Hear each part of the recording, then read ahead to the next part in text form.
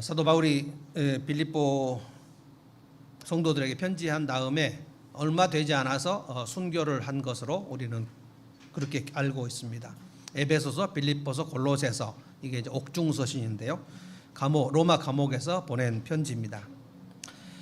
오늘 본문에는 자족이라는 말이 나오지 않는데 원래 개역 성경에는 자족이라는 말이 나오거든요. 그래서 자족의 학교라는 제목으로 설교하겠습니다. 자족의 학교, 우리 각자 인생에서 자족을 배웠는가 아직 배우지 못했는가에 따라서 저는 인생의 승리 여부가 결정된다고 봅니다. 그래서 저는 자족의 학교, 이걸 배웠다고 했으니까 사도 바울이 이거를 배웠다는 게 한 번 배웠다는 게 아니고 인생을 통해서 사도 바울이 이 자족을 배워왔다. 나는 이 자족을 배워왔다. 그래서 거의 이제 졸업반 수준이 된 겁니다. 스스로 만족한다. 이게 자족인데요. 11절에 그렇게 나와 있죠. 내가 궁핍해서 이렇게 말하는 것이 아니다. 나는 어떤 처지에서 스스로 만족하는 법을 배웠다. 자족을 배웠다. 스스로 만족. 조금 더 생각해 보면 이 자족은 내 현실의 삶을 수용하는 법을 배웠다. 이렇게 지금 얘기하는 게 훨씬 좀 더 깊이 들어가는 것이고, 성경적으로 보면 하나님께서 내 인생을 이렇게 인도하고 계신 오늘 현실을 나는 감사하는 법을 배웠다. 이렇게 말할 수 있습니다. 저는 여러분과 제가 자족학교에 입학을 하는 것이 맞다고 봅니다. 왜냐하면 자족을 배우지 않는 사람의 모습 오늘 설명할 거고요. 자족을 배웠는데 자족의 학교에 들어가서 초급반은 어떤 수준이고 자족 학교에서 중급반은 어떤 수준이고 상급반은 어떤 수준인가, 제가 오늘 볼 때 사도 바울은 상급반을 이미 수료하고 거의 졸업을 한 것 같습니다. 어떤 처지에서도 적응할 수 있는 비결을, 일체의 비결을 배웠다. 근데 배워서 이제 다 끝났어요. 이 모든 훈련 코스가 끝났습니다. 신약 성경에 그 부자와 나사로 예수님이 비유 있잖아요. 나사로가 거지죠. 근데 아마 제가 생각할 때 신약 성경에 나온 그 인물 중에서, 이건 예수님 비유긴 한데 인물 중에서 최악의 상황이 아니었나 싶어요. 일단 거지였고요. 거지, 그리고 온몸에 피부병 환자, 그리고 그 부자의 집 담벼락에 누워서 지냈는데 거기서 부잣집에서 나오는 음식 거의 찌꺼기 같은 걸로 연명하면서 살았던 거지 나사로. 이 나사로, 그런데 저는 이 나사로가 천국에 가서 아브라함의 품에 안겼다. 이 사람이 그 상황에서도 자족을 누린 것이 아닌가, 저는 이렇게 생각합니다. 굉장히 높은 수준이라고 봅니다. 그러니까 사도 바울, 그리고 오늘 다윗 얘기도 좀 할 거고요. 그리고 한나, 거지 나사로, 이런 사람들이 자족의 학교에 수료가 끝난 사람들. 이 자족의 학교에 입학을 안 한 사람들은, 자족을 못 배운 사람들, 그러니까 내 삶을 수용하는 법을 못 배운 사람들은 내 삶의 현실을 모든 힘을 다해서 밀어내려고 해요. 밀어냅니다. 그런데 현실이 밀려나가지 않습니다. 마치 엄청난 벽 앞에 놓인 사람처럼 이 벽이 왜 내 앞에 왔어 하고 벽을 온몸을 다해서 밀어내는데 벽이 밀려나는 게 아니고 내 팔이 부서지죠. 이게 마음의 질병입니다. 짜증이 나고 분노가 나고 울분이 있고 불만이 많고 불평이 많고, 도대체 내 인생은 왜 이런 거야? 두 가지거든요. 이 자족의 학교에서 배워야 되는 게 뭐냐면 내 현실의 조건들, 내 삶의 상황, 그리고 내 눈앞에 있는 가까운 사람들, 이 양쪽, 내 현실의 조건과 내 눈앞에 있는 사람들, 가깝게는 가족 또는 배우자, 또 자식들, 부모들, 그리고 내 직장의 동료들, 상사들, 도대체 왜 나에게는 이런 사람들만 있는 거야? 이게 도저히 받아들여지지가 않은 상태. 이게 자족의 학교에 입학을 하지 않은 상태. 저는 언제 우리가 이 자족 학교에 입학을 하는가가 관건이라고 봅니다. 왜냐하면 자조기 학교 입학해서 하나씩 단계를 올라가서 초급반, 중급반, 상급반 올라가면 오늘 우리가 이 설교 끝나고 부를 찬송 438장 높은 산이 거친 들이 초막이나 궁궐이나 내 주 예수 모신 곳이 그 어디나 하늘나라. 이 찬송을 지은 사람은 자조기 학교에 이미 들어가 가지고 자족을 엄청 오랫동안 삶으로 배워서 거의 수료 단계에 간 사람이 지은 찬송입니다. 높은 산이나 거친 들판이나 뭐 어떤 상황이나 이거예요.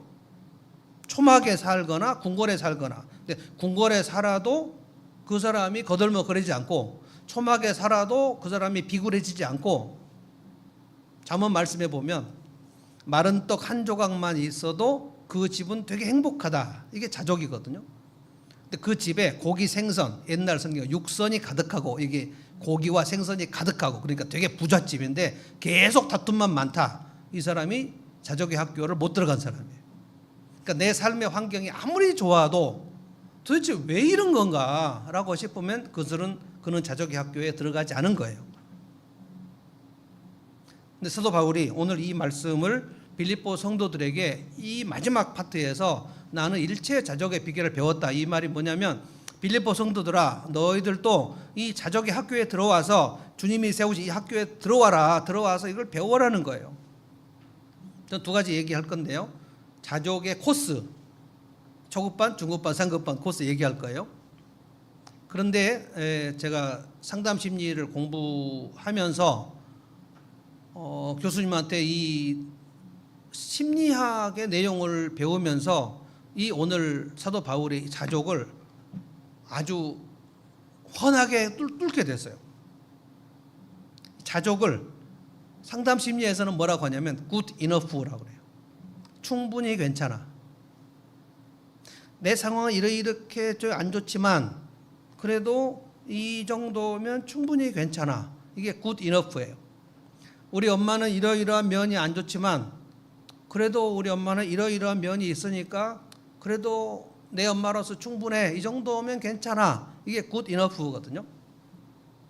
제가 good enough를 배우면서 이게 도널드 위니카세라는 사람, 심리학자, 엄청 유명한 사람입니다.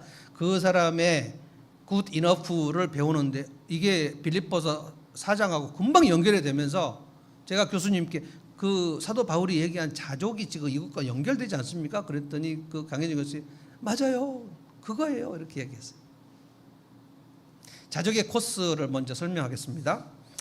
11절을 다 같이 한번 읽어보겠습니다. 11절입니다. 한번 읽어봅시다. 시작. 내가 궁핍해서 이렇게 말하는 것이 아닙니다. 나는 어떤 처지에서도 스스로 만족하는 법을 배웠습니다. 스스로 만족하는 법을 배웠다. 이게 자족을 배웠다는 거예요. 배웠다는 거예요. 그리고 배우려면 뭔가를 배우려면 선생이 있어야 되고요. 학생이 있어야 되고요. 그리고 과목이 있어야 되고요. 커리큘럼이 있어야 됩니다. 배우지 않은데 실력이 는다는 것은 있을 수 없어요. 그리고 제가 여러분에게 설교를 하는 것은 제가 20대 중반에 합동신학교를 들어가서 신학을 배운 겁니다. 신학을 배우는 것과 신학을 배우지 않는 것과는 어떤 차이가 있냐면 신학을 배우는 것은 성경 해석을 배우는 겁니다. 그래서 성경 해석을 배우는데 성경 해석이 여러 가지 갈래가 있어요. 장로교의 해석이 있고 감리교 해석이 있고 순복음의 해석이 있고 그런데 이렇게 해석을 하는 다양성의 우산 속에 들어있으면 이걸 교단이라 그러고 성경을 해석하는데 지 마음대로 해석하는 걸 사이비 이단이라 그래요. 이 해석의 역사를 2000년 교회 역사를 쭉 보면서 성경을 해석해 왔는데 1세기, 2세기부터 이단이 있어요. 사이비 이단. 그래서 신학을 배워야 그 교회가 건전하게 갈 것인가 이단으로 갈 것인가 저 사람은 이단적인 말을 하는 거야 저 사람은 신학적으로 건강하지 않은 말을 하는 거야 이것을 분별할 수 있는 것을 신학교에서 배웁니다. 그래서 신학을 제2외국어로 배우면 문제가 생깁니다. 그러니까 영어를 잘 못하는데 첫 번째 신학 오리엔테이션을 영어로 하는 사람들이 그 영어의 그 신학적 용어가 싹 얼른 들어오지 않는 그런 경우가 있어요. 신학을 배워야 교회를 방향을 정할 수 있습니다. 그래서 여러분들이 이제 신학을 하지 않은 경우에 성경 해석을 잘 못하는 경우는 여호와의 증인이나 구원파나 신천지나 통일교나 그들이 다 성경을 가지고 얘기하거든요. 잘 할 수 없어요. 이 사람이 엉뚱한 신학을 가지고 와서 성경을 들이대는데 너무 인격적이고 친절하면 그냥 넘어가요. 저희 아버지, 제가 몇 번 얘기했죠. 저희 아버지가 평생 장로님으로 있었는데 돌아가시 얼마 전에 여호와의 증인 한 40대 자매에게 6개월 동안 성경을 배웠어요. 계속 배우는데 이상하다고 그래가지고 아버지 그 사람이 뭐를 가르치냐 그랬더니 얘기를 아버지가 얘기하는데 여호와의 증인 얘기예요. 그래서 아버지 안 됩니다. 왜 교회에서 하는 거 말고 그 사람에게 따로 배웠냐고 그랬더니 그 젊은 사람이 되게 친절하더라고. 진짜 여러분 이단들은 다 친절합니다. 배워야 되거든요. 제가 50 후반에 상담 심리를 배웠는데 제가 40살부터도 상담을 해서 지금 20년 동안 상담을 했어요. 배우지 않고 정식으로 안 배우고 제가 책 읽고 제 삶을 돌아보면서 상담했는데 꽤 상담에 회복이 일어났어요, 사람들이. 그런데 제가 전공으로 상담 심리를 들어가 보니 와, 이거였구나. 엄청난 거였어요. 저는 굉장히 잘 했다고 생각합니다. 제 전공이 이제 2개인데 하나는 신학이고 하나는 상담 심리. 배워야 알 수 있어요. 사도 바울이 이 자족을 배웠다 그랬어요. 배웠다. 뭘 배웠냐? 과목이 6가지예요. 12절 보십시오.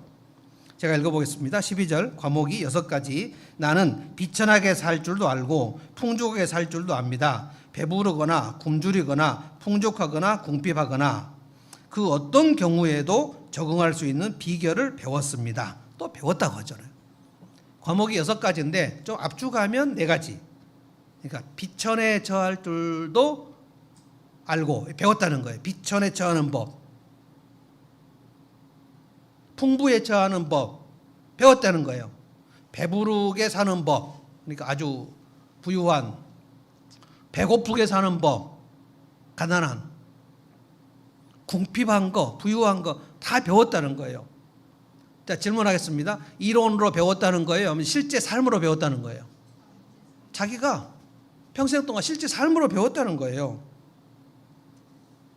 그런데 바울이 이거 다 배우고 싶었을까요? 그냥 커리큘럼이 주어졌을까요? 여러분 학교 가면 과목을 내가 다 정합니까? 고등학교까지는 일체 과목을 정하지 않습니다. 대학에 가야 비로소, 그것도 1학년 때는 못 정해요. 2학년, 3학년 올라가야 드디어 내가 그걸 수강 선택이라 그래요. 그러니까 초등학교, 중학교, 고등학교 때는 과목을 정해져요. 커리큘럼도 정해집니다. 사도 바울이 내가 비천한 것을 배우고 싶다, 내가 궁핍한 걸 배우고 싶다, 그 원해서 배운 게 아니에요. 그냥 주님이 이 자족의 학교에서 코스가, 커리큘럼이 그렇게 되어 있는 거예요. 사도 바울은 어린 시절에 가장 풍부했습니다. 요즘으로 말하면 그 유대인 기득권층 금수저 출신이에요. 태어났는데 이 사람은 로마 시민권자였어요. 그러니까 자기 아버지부터 선천적으로 로마 시민권자, 유대인인데, 그래서 나중에 그 로마 백부장 앞에 가서 내가 로마 시민권자인데 나면서부터 시민권자다. 그러니까 로마 백부장, 이 사람 로마 시민이 아니었는데 나는 돈을 많이 들여서 로마 시민권을 샀는데 바울 너는 원래부터 시민권자냐? 그래서 깜짝 놀랐다는 그 기록이 나옵니다. 그리고 굉장히 그 귀족 출신이었나 봐요. 가말리엘, 그 당시에 그러니까 하버드대 총장 뭐 이런 사람이 가말리엘입니다. 랍비 가말리엘 문화생이었어요. 바리새인이었어요. 태어나서 8일 만에 할례를 받았다 그랬어요. 이게 이제 빌립보서 2장에 내가 자랑을 하려면 수도 없이 할 것이 많다라고 얘기하면 쭉 얘기했어요. 그런데 그 자랑, 예수 그리스도를 만나서 내가 배설물처럼 다 버렸는데 빌립보 교회 너희 성도들에게 지금 가르치는 거짓 선생들이 그 자랑을 하고 있다. 그 개 같은 선생들을 조심해라. 이 얘기 막 하지 않습니까? 그러니까 자기가 얼마나 풍족하게 살았는지 어린 시절에 풍족하게 살았어요. 아주 고귀하게 살았어요. 그래서 이 청년 사울은 내가 어쩌면 대제사장까지는 아니지만 내가 그 아주 유대 사회에서 대단히 권력과 명예가 있는 쪽으로 갈 수 있겠다. 이 정도 생각하고 예수 믿는 사람들을 다 체포해서 결박하는 그 일을 자기가 자원해가지고 대제사장의 공문을 받아가고 다메섹으로 가는 중에 예수님을 만난 거예요. 근데 여러분, 예수님 만나서 예수님의 심부름꾼 사도가 된 이후에 사도 바울은 말할 수 없이 고난 속으로 들어갑니다. 이유 없이, 여러분 그 사도행전 보면 이유 없이 매 맞고 빌립보 가서 엄청 매 두드러 맞고 피투성이가 되고 돌로 쳐 맞고 막 파손되는데 가고 감옥에 들어가고 비난도 받고, 고린도 교회 성도들 중에 상당한 사람들이 사도 바울은 가짜 사도다, 그 예루살렘에 온 사람들이 얼마나 사도 바울을 비난했는지, 야, 사도라는 것은 예수님 공생애 때 3년간 계실 때 따라다닌 사람 12사도지 바울이 언제 예수님 따라다닌 적 있냐? 예수님 본 적도 없고 지가 부활한 예수를 봤다고 지가 그 거짓말한 거야. 거짓 사도, 가짜 사도 엄청 얘기 많이 들었습니다. 비난받고 오해받고 멸시받고. 그래서 이 풍부한 데에 있다가 비천한 데에 있다가 궁핍한 데에 있다가 두드러 맞는 데에 있다가 이 모든 코스를 다 겪어요. 그런데 이 상황을 하나씩 다 겪으면서 뭐라고 했냐면 12절 다시 읽어보겠습니다. 맨 마지막에 그 어떤 경우에도 적응할 수 있는 비결을 배웠다. 영어 성경에는 시크릿이라고 되어 있어요. 시크릿. 그러니까 비결 또는 비밀. 그러니까 안 배운 사람은 이거를 할 수 없어요. 배웠다는 거예요. 자기는 삶으로 다 배웠다는, 다 경험해 봤다는 거예요. 자, 그러면 우리도 이제 자족의 학교에 한번 들어가 보면 좋겠어요. 이미 지금 들어가 계신 분도 있고, 어쩌면 오늘 이 설교를 들으면서 아, 나는 자족의 학교에 아직 입학을 안 했구나 라고 생각을 하실 분도 있습니다. 상관없습니다. 만약에 입학을 이제까지 안 했다 할지라도 오늘부터 하시면 돼요. 예수를 믿으면 사실 자족의 학교에 들어가는 것이 맞지만 실제로는 시차가 좀 있어요. 모르는 분들도 꽤 많습니다. 자, 자족이란 것은, 자족의 학교, 내 삶의 상황을 받아들일 것인가 밀어낼 것인가, 이것이 차이예요.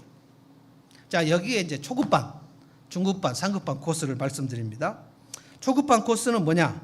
내 삶을, 아, 그래, 내 삶도 진짜 나는 그 원망과 불만만 가득 있었는데 그래도 이거는 안 좋지만 이거를 생각하면 그래도 살만하네, 그래도 괜찮네 라는 말과 생각을 하기 시작하는 게 초급반입니다.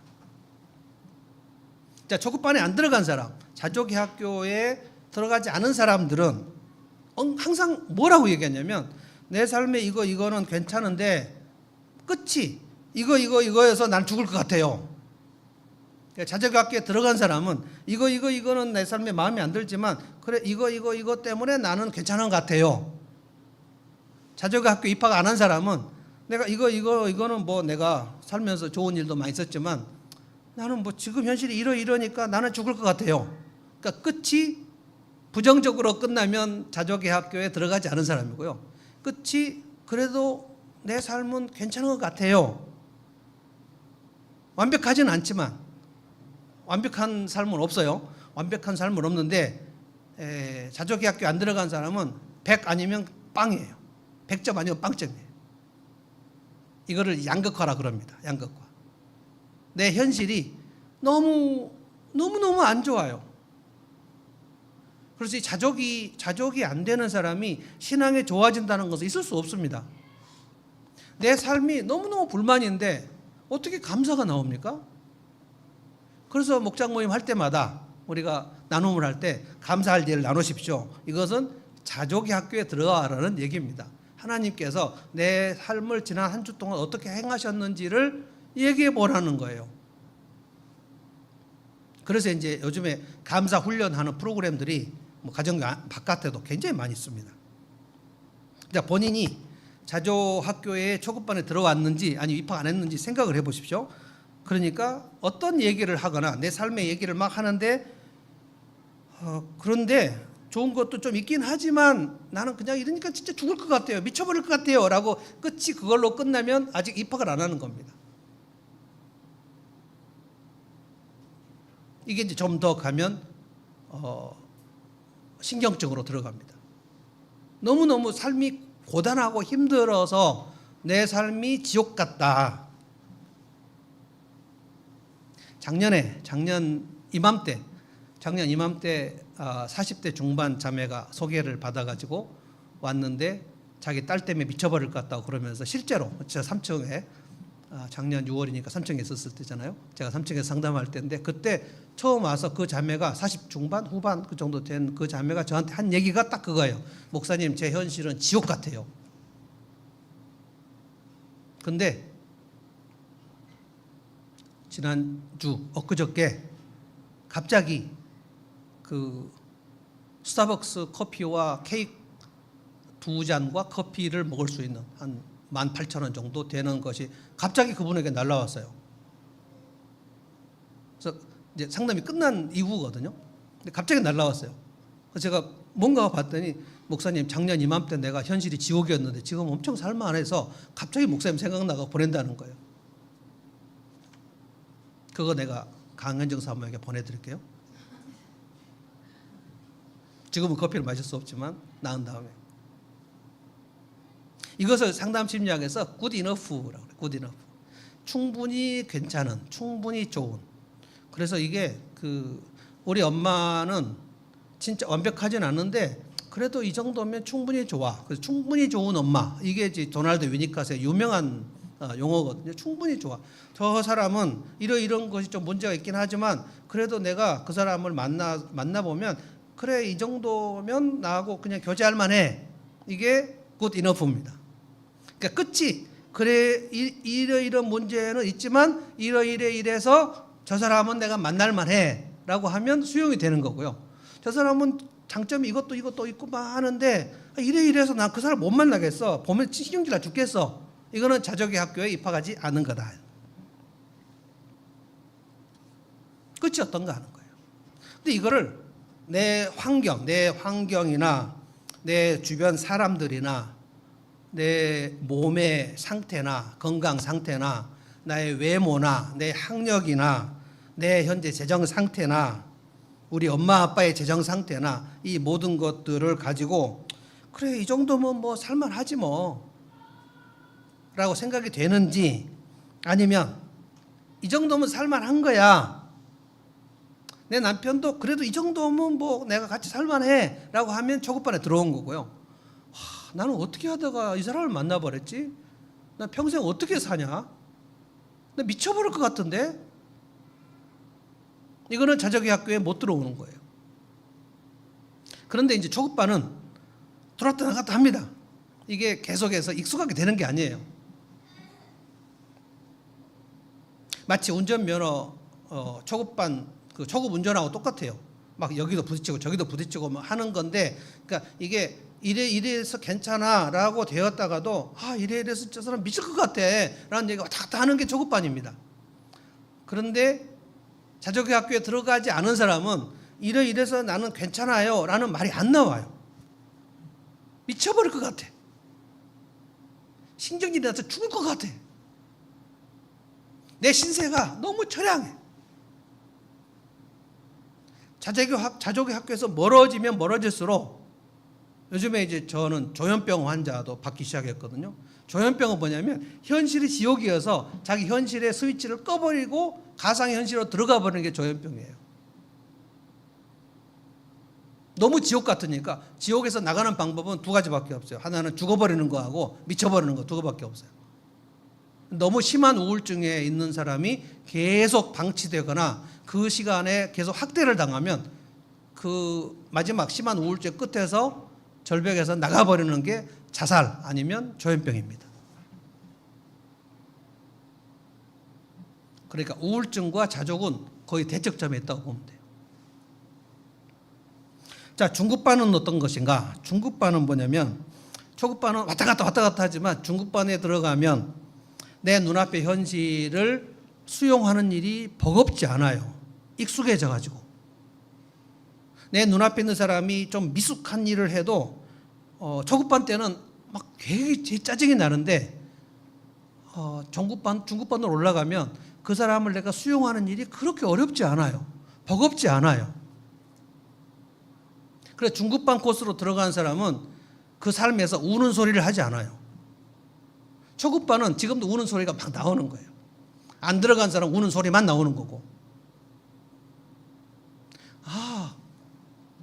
내 배우자도 뭐 이 정도 오면 내가 이제 수용하는 일이 그렇게 막 힘들지 않게 그냥 된단 말이에요. 여러분 자동차 운전 한 3, 4년 하면 운전하는 일이 막 힘들지 않아요. 땀 나지 않아요.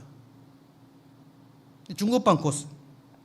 내 몸이 좀 아픈데도 그래도 뭐 이 정도면 견딜만 하지 뭐. 저는 제가 초급반 지나서 좀 중급반으로 올라온 것이 아닌가 이런 생각이 좀 듭니다.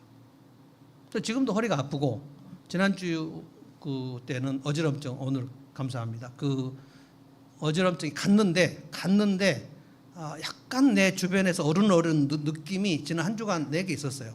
사실 지난 주일 예배할 때 제가 여기를 꽉 잡고 예배 인도했어요. 느낌이 좀 안 좋았는데 지금 주말에 어제 오늘은 지금 그 느낌이 없어졌어요. 굉장히 제가 지금 아주 그 컨디션이 산뜻한 상태. 허리는 좀 아프지만 그러나 허리를 어떻게 생각해요? 뭐 허리만 아픈 게 어디야? 뭐 65년이나 살았는데 뭐 허리 좀 아픈 거지 뭐 이렇게 생각하면 훨씬 버겁지 않아요.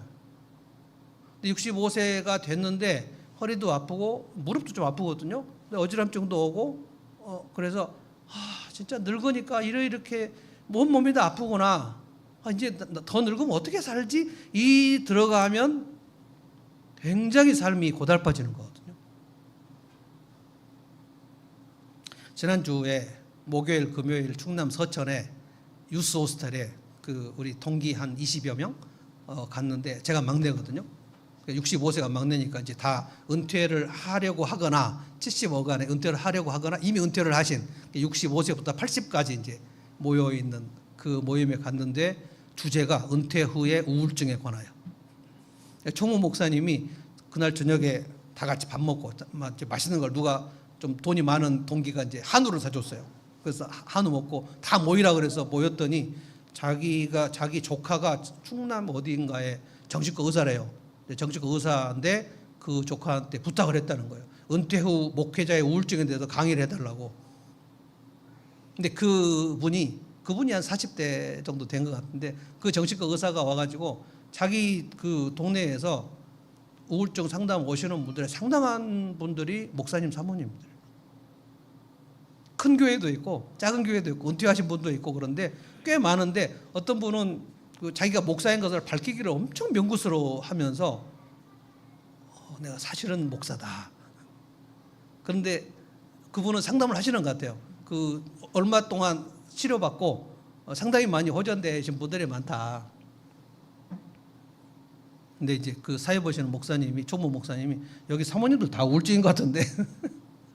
근데 실제로 지금 사모님들이 그런데 우울증이 누군지 제가 알고 있는데 그 사모님들이 질문 안 하더라고요. 창피해. 내가 우울증인 거 창피해. 근데 남편이 미워 죽겠어요. 그 남편이 굉장히 착한 사람이에요.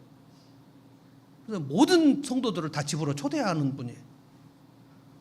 그러면 동기들 모이면 늘 밥을 사시는 분이에요. 근데 사모님 죽겠다는 거예요, 그냥. 그러니까 내가 맨날 악역만 해야 되니까. 성도들은 막 집으로 초대해서 여보 밥 먹자. 그러면 누가 해야 돼요? 다 사모님 혼자 해야 되는데 미운 거예요, 남편이. 근데 이 남편이 이 삶의 방식을 변화될 것 같지 않은 거예요. 그럼 죽을 때까지 나는 밥만 하다가 끝나는 건가? 근데 손 들고 질문 안 하시더라고요.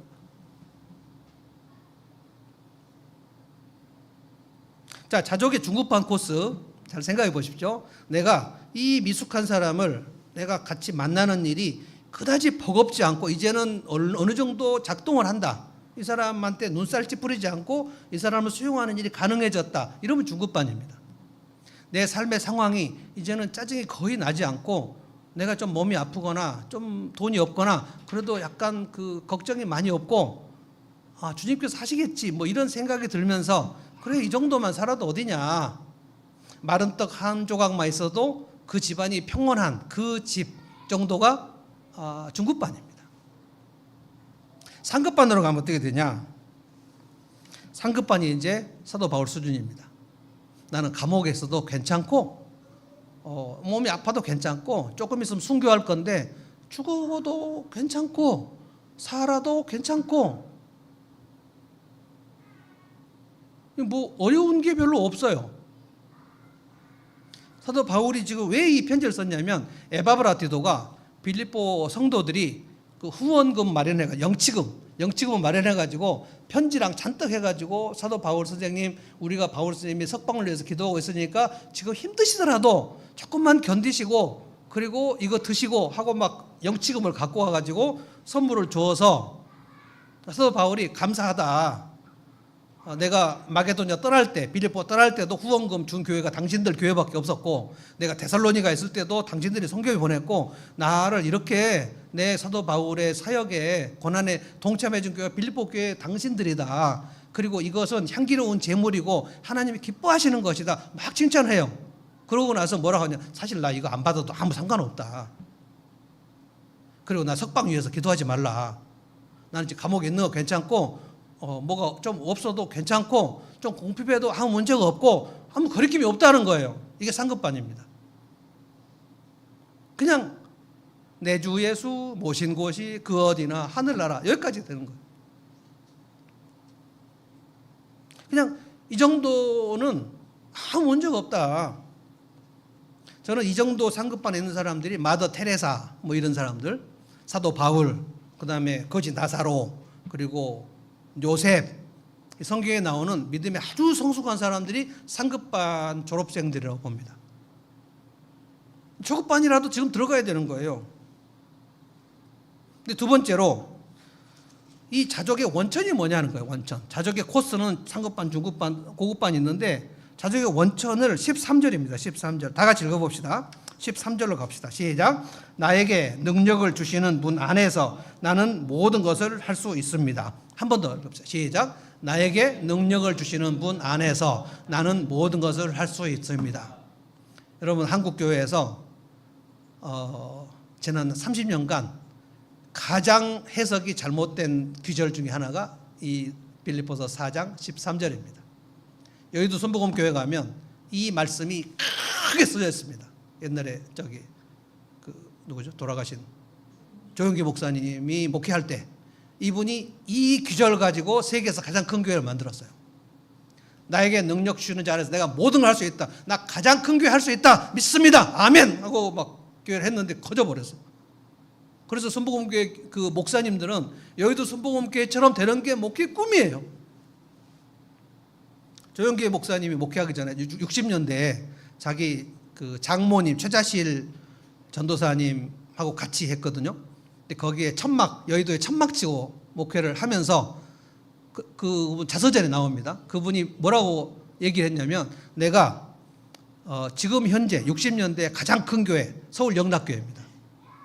서울 영락교회가 가장 큰 교회인데 이 영락교회보다 더 큰 교회를 만들어야 되겠다. 주님 나에게 그런 믿음을 주시옵소서. 나에게 능력 주시는 자 안에서 내가 모든 걸 할 수 있습니다. 그리고 영락교회가 진짜 줄자로 쟀대요.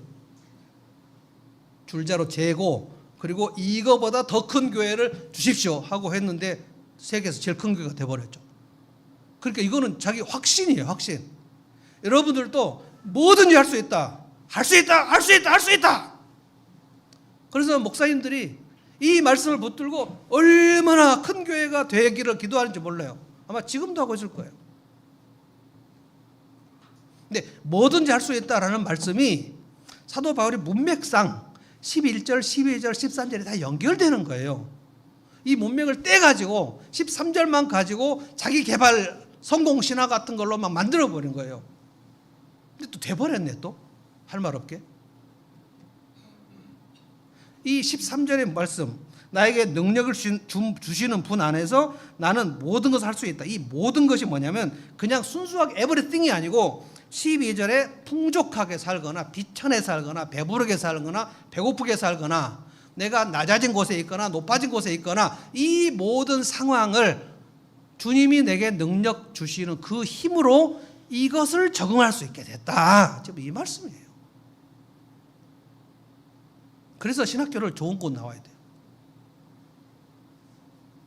제가 합동신학교 나온 거에 대해서 정말 저는 자부심이 있습니다. 성경을 그때 진짜 잘 배웠다. 합신 교수님들이 이 말씀을 그렇게 해석을 해줬어요. 이 13절의 말씀은 따로 떼가지고 모든 걸 할 수 있다고 얘기한 게 아니고 11절, 12절의 이 말씀 문맥을 보고 해석을 해야 된다. 그러니까 사도 바울이 이 자족의 문맥에서 이 얘기를 한 거란 말이에요. 초급반, 중급반, 상급반을 거치면서 나 이제 어떤 처지나 어떤 상황이나 어떤 미숙한 사람들도 그들을 대하는데 내가 신경 쓰지 않고 그들을 넉넉히 내가 받아들일 수 있고 감옥에도 괜찮고 내가 몸이 아파도 괜찮고 내가 죽을 날이 가까워도 괜찮고 다 괜찮다. 근데 그 원천이 뭐냐? 나는 내게 힘 주시는 그분 안으로 매일 들어간다는 거예요. 내게 능력 주시는 자 안에서. 그러니까 주님의 힘을 공급받을 줄 알면 자족이 되는 거고 주님의 힘을 실제적으로 공급받을 줄 모르면 자족이 안 되는 겁니다. 자동차는 기름 떨어지면 주유소 갑니다. 주유소가 어디 있는지 모르거나 주유소를 그냥 안 가버리면 자동차는 앵꼬가 되는 거예요. 그래서 성도들에게 있어서 이 자족의 학교에 들어간다, 못 들어갔다, 이거는 예수 믿어도 자족의 학교 못 들어가신 분들은 내가 날마다 주님의 힘을 공급받는 법을 몰라요. 주님이 어떻게 나에게 힘 주시는지를 몰라요. 그러니까 교회 다니면서 설교를 듣고 그 예배 시간을 참석하면 다 되는 줄 알아요. 아닙니다. 그렇지 않아요. 나의 안에 거하라 나는 내 하나님이니. 주님이 요한복음 15장에 네가 내 안에 거하는 법을 배워라. 근데 이 말씀이 제가 볼 때 성도들에게 진짜 힘든 것 같아요. 어떻게 주님의 힘을 공급받아? 근데 다윗도 얘기했잖아요. 가장 궁금할 때 주님을 힘입고 일어났다. 주님을 힘입어. 주님이 힘을 주시는 것을 받은 사람은 힘이 나는 거고 주님이 힘을 주시는 것을 공급받는 걸 모르는 사람은 크리스찬이어도 힘이 안 나는 거예요. 힘이 안 나면 그냥 힘이 안 나는 정도로 가만히 있는 게 아니고 마귀가 질질 끌고 다녀요. 너 신자 맞냐? 그래도 너는 힘 없이 살아. 너는 아주 무기력증으로 사는 게 맞아. 그래서 계속 짜증과 분노와 원망과 시기와 다툼과 이걸로 끌고 가버려요. 좌절과 자기 학대와 자기 패배와 이런 걸로 끌고 가버려요. 주님의 힘을 공급받는 일을 배워야 된다는 거예요. 그냥 슈퍼맨 되자고 얘기하는 게 아닙니다. 내가 얼마나 살아갈 힘이 내 속에서 생산되지 않는가 하는 것을 알아야 된다는 거예요. 그리고 목회는 배목사 제 힘으로 할 수가 없습니다. 할 수 없어요. 목양 해보신 분들은 다 알 거예요. 정말 그게 보통 문제가 아닙니다. 직장 생활 자기 힘으로 해낼 수 있습니까? 부모 노릇 해낼 수 있습니까? 공부도 진짜 힘들고요. 힘들지 않은 거 하나도 없어요. 중요한 것 중에 힘들지 않은 거 하나도 없어요. 가장 힘들지 않은 것은 누워서 텔레비 보는 겁니다. 책 읽는 것과 텔레비 보는 것은 굉장히 차이가 있어요. 여러분 책을 읽을 때는 내가 신경이 작동을 엄청 해야지 책을 내가 그 공격적으로 들어가야 책을 그 보물을 꺼내는 거고 텔레비는 어때요? 엄청 신경이 쓰입니까? 이거만 돌리면 돼요. 옛날에는 채널을 돌리러 가기라도 해야 되는데 요즘은 채널을 안 돌리러 가도 돼요. 이걸로 다 되는 거예요. 유튜브 볼 것인가, 넷플릭스 볼 것인가, MBC 볼 것인가, MBN 볼 것인가. 저도 이제 어쩔 때는 2시간 넘게 이러고 있을 때가 있어요. 그러면 여러분 텔레비를 많이 볼 때 그 느낌이 뭐냐면 왜 이렇게 내가 텔레비를 많이 보고 있지? 라는 그 되게 자존감이 떨어지면서 기분이 되게 안 좋은 거 혹시 기억하셨어요? 기억나세요? 텔레비 많이 안 보신 분들은 모르겠지만 저는 그 우리 혜진이가 이런 얘기를 했어요. 청기누설입니다. 아빠, 하늘문교회 성도들은 아빠가 이렇게 텔레비를 집에서 많이 보는 거 모를걸? 왜 이렇게 텔레비를 많이 보세요? 야, 상담하고 끝나고 피곤해서 그런 거야. 진짜 힘이 안 들어가는 거예요. 근데 중요한 거는 다 힘이 들어갑니다. 그래서 힘이 들어가면 에너지가 소진돼요. 에너지가 소진되면 탈진이 옵니다. 그때 하나님으로부터 힘을 공급받는 것을 모르는 사람은 이게 소생인데요. 소생, 심폐소생이잖아요. 심폐소생, 산소 집어넣는 거잖아요. 그 몸에 산소를 집어넣어야 쓰러질 사람이 일어나는 거잖아요. 근데 내 영혼을 소생시키시고 자기 이름을 위해 의의 길로 인도하시고 여호와는 나의 목자시고, 다윗은 자기 영혼이 소생되는 것을 알아요. 목자 시절에 아버지의 양을 칠 때도 알았고, 골리앗 물찌를 때도 알았고, 그리고 사울 왕에 쫓길 때도 알았고, 그리고 왕이 된 이후에도 알았고, 평생 동안 그는 자족을 배워요.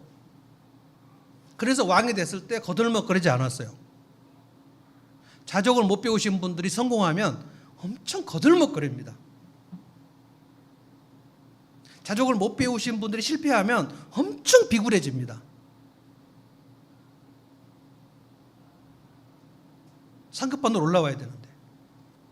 자, 어떻게 설명을 하냐면 제가 설명할게요. 이 힘의 원천은 성령 하나님이에요. 성령 하나님, 성령, 루아흐. 루아흐가 뭐냐면 생기, 기운, 성령, 바람, 이게 딱 루아흐예요.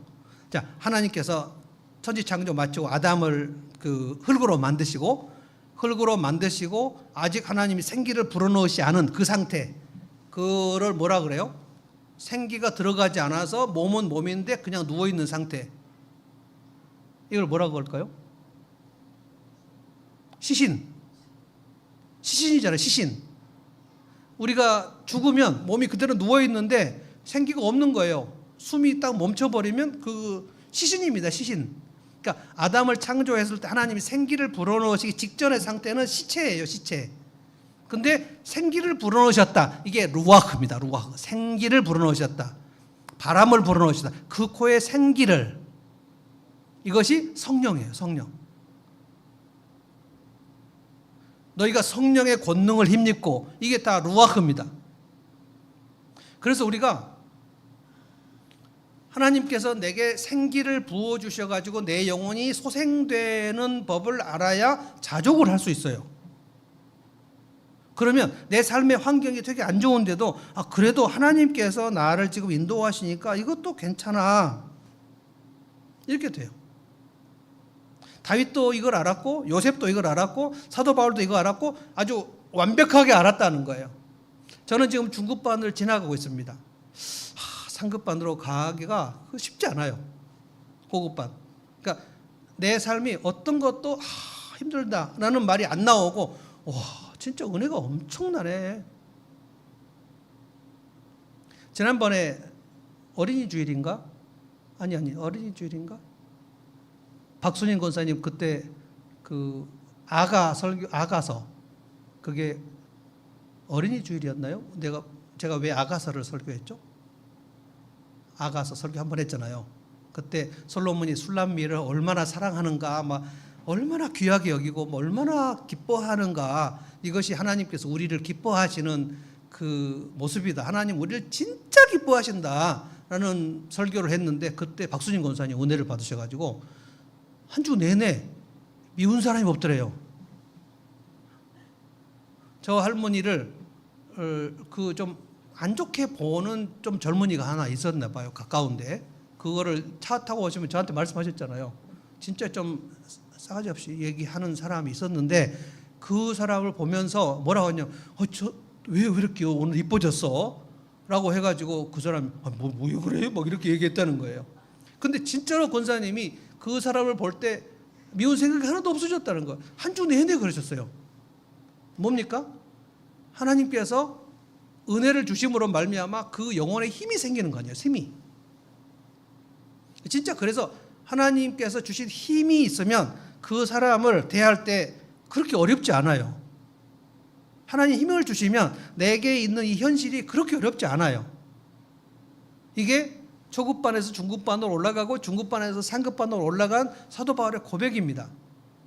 그래서 상급반으로 가면 드디어 이 찬송을 할 수 있게 돼요. 찬송가 438장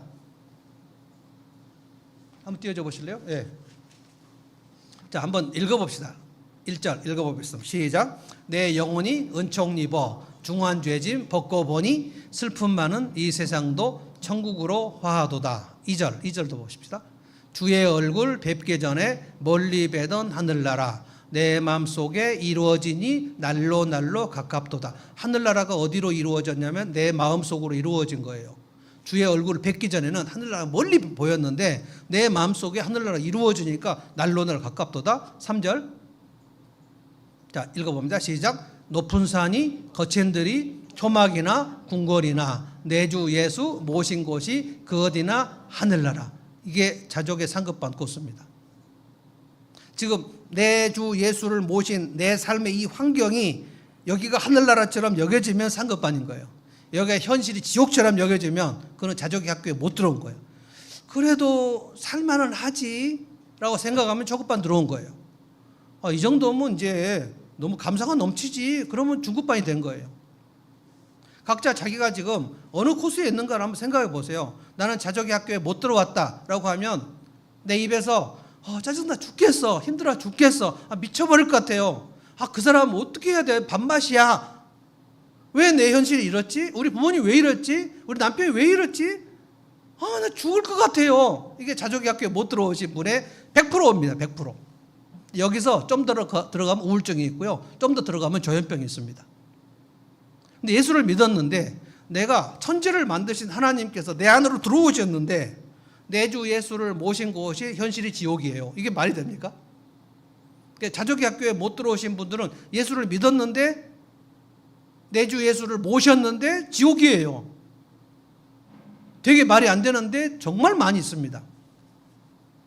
오늘 이 말씀 듣고 여러분 자족의 학교에 무조건 입학하시면 좋겠어요. 입학하셔서 뭘 연습하셔야 되냐면 우리 부모님, 내 현실, 내 외모, 내 학력, 그리고 내 재정 상태, 그리고 내 일의 환경, 이거 안 좋은 게 되게 많은데 그래도 하나님께서 내게 하늘문께 주셨고 나 예수 믿게 하셨고 나 구원해 주셨고 예수님 십자가에 은혜가 있고 그리고 우리 목장 식구들이 있고 그리고 내가 하루 세끼 밥 먹을 수 있고 내 건강하고 내가 입에서 찬양을 드릴 수 있고 이 정도면 충분하네. 이게 초급반. 이게 너무너무 익숙해지면 중급반. 상급반은 뭐예요? 높은 산이 거친 들이 초막이나 궁궐이나 감옥이나 죽음 직전이나 중환자실이나. 저는 우리 아버지 돌아가시기 전에 저희 아버지가 평소에 뭐라 그랬냐면 내 몸에 칼대지 마라 그랬거든요. 그러니까 그 스탠스를 넣지 말라는 거예요. 아버지가 협심증이었는데 교회에 올라갈 때 우리 목포제일교회가 좀 언덕이에요. 그리고 계단이 있어요. 이거를 3번에 나누어서 올라가셨어요. 70 중반이었는데 굉장히 그때 그래가지고 올라가시다가 하고 그 니트로그리세인이라고 그 협심증에 걸린 사람이 이 혀 밑에 넣는 거 있어요. 넣고 이러고 숨 쉬고 그리고 또 올라가시고 그러면 이제 이 정도 되면 이 심장 거기에 스텐트 넣어야 되는 거거든요. 그런데 그냥 막히면 난 간다. 그러니까 수술하지 말라. 근데 갑자기 아버지가 폐렴이라고 입원을 하셨는데 그냥 중환자실로 바로 들어가신 거예요. 그래서 무시 상태로 일주일간 계셔가지고 저희는 아버지하고 한마디도 못했습니다. 일주일 동안 그 중환자실 가서 목포 한국병원에 가서 이렇게 보고 그러고 일주일에 그냥 더 이상 안 됐다 그래가지고 우리 가족들이 모두 합의를 해가지고 산소호흡기 띄기로 결정했고 그냥 가신 거거든요. 그냥 그 70 중반까지 사시면서 내가 이때 이제 주님 앞에 서도 아무런 그 후회나 여한이 없다. 난 주님 앞에 가면 된다. 지금 굉장히 행복하실 거라고 봅니다. 여러분이 오늘 이 시간이 하나님께서 엄청나게 성령의 능력으로 인도하셔서 오늘 여기까지 힘써서 인도해 오셨다는 것을 믿으세요? 우리를 인도하시기 위해서 하나님께서 하나님의 능력, 권능을 사용하셔서 오늘 여기까지 인도하셨다는 거예요. 이게 믿어지면 우리는 그래, 내 삶 괜찮구나. 그리고 내가 아무리 고난을 받아도 아무리 힘들어도 내 목숨 끝나면 난 주님 곁에 갈 거니까 내가 실패할 일이 없지. 우울하지 않은 거예요. 저도 언제까지 살지 모르겠는데 일제 중급반으로 들어오니까 그다지 막 고달프지 않아요. 지금도 허리가 좀 아파요. 가서 틀면 되거든요. 얼마나 다행인가. 내가 자가 치료를 할 수 있어서 이렇게 생각을 하는 거예요.